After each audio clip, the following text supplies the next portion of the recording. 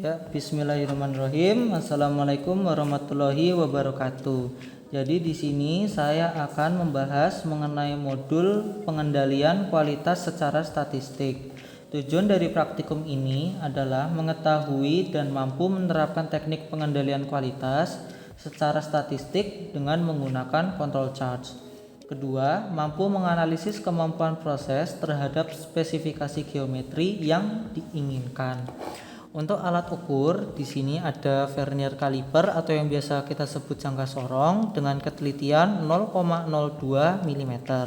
Kemudian di sini ada spesimen yang akan kita ukur, ada spesimen A dan spesimen B. Spesimen A ini adalah hasil dari pemesinan dari mesin bubut A. Kemudian spesimen B itu adalah hasil dari pemesinan mesin bubut B. Nah, di sini kita akan mengambil data dari tiap spesimen sebanyak 4 titik di 4 titik yang berbeda. Nah, langkah pertama sebelum kita mengambil data dari keempat titik, kita harus mengukur seberapa panjang hasil pemesinan dari mesin bubut yang sudah dilakukan. Nah, di sini itu sekitar 5,5 cm, sehingga nanti kita bisa ngira-ngira saja dibagi menjadi 4 titik. Contohnya pengambilannya adalah seperti ini.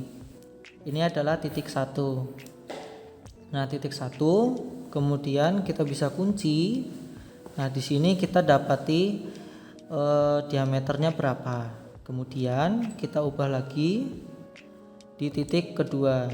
Nah, pergeserannya itu bisa dikira-kira ya. Kalau misalnya 5,5 ya tinggal dibagi 4 aja, berarti pergeserannya tiap berapa mili gitu ya. Nah, ini adalah titik kedua, hasilnya adalah sekian. Kemudian titik ketiga hasilnya nanti diperoleh berapa, kemudian titik keempat diperoleh hasilnya berapa. Nah, proses tadi dilakukan sebanyak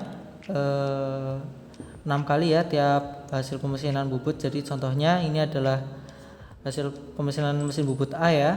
Ini kan ada 6, berarti ngitungnya 6 kali dan tiap spesimen ada 4 titik.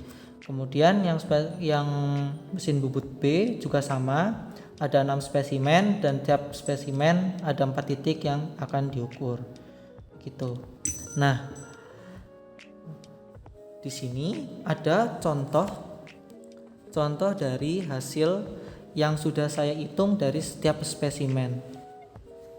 Nah, bisa dilihat ya, untuk pejal A ini pejal 1, pejal 2, pejal 3, pejal 4, pejal 5 dan pejal 6. Ada 4 titik, titik 1, titik 2, titik 3, titik 4.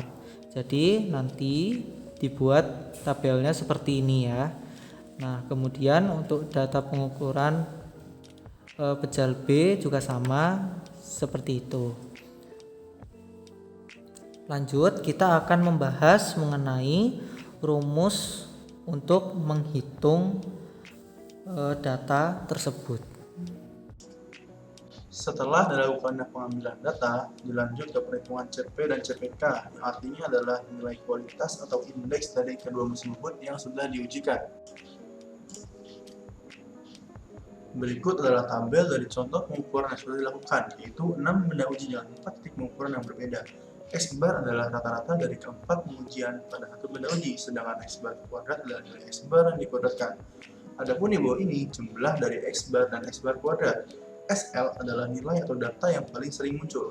Pada kasus ini, data yang sering muncul pada mesin A adalah 13,00. Sedangkan pada mesin B, nilai yang paling sering muncul adalah 13,14.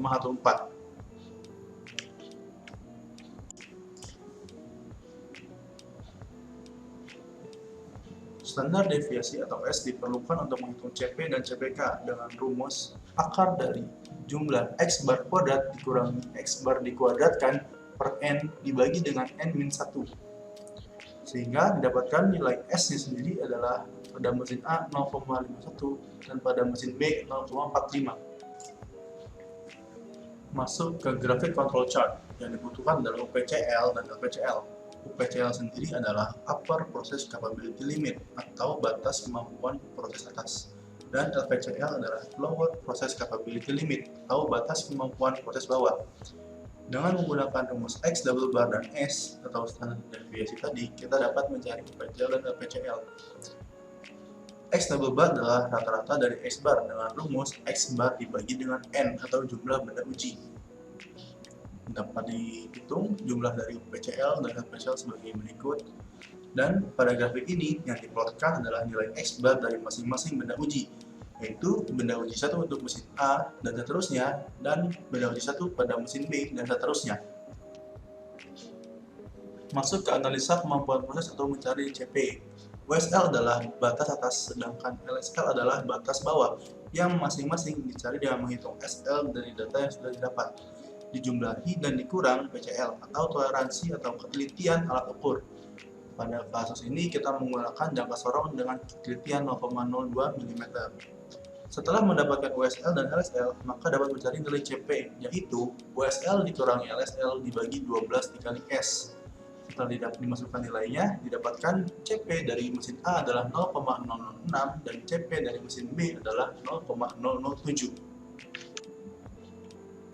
Masuk ke perhitungan nilai CPK sebagai berikut, dengan rumus WSL dikurangi X double bar dibagi 6S dan X double bar dikurangi LSL per 6S.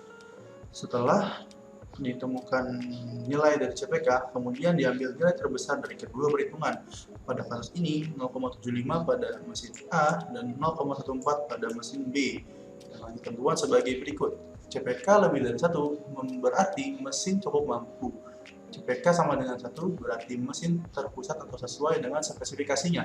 CPK kurang dari 1 maka mesin kurang mampu. Dapat disimpulkan pada contoh data ini, yang lebih baik atau mendekati target adalah mesin bobot A. Sekian penjelasan dari pengendalian kualitas secara statistik. Wassalamualaikum warahmatullahi wabarakatuh.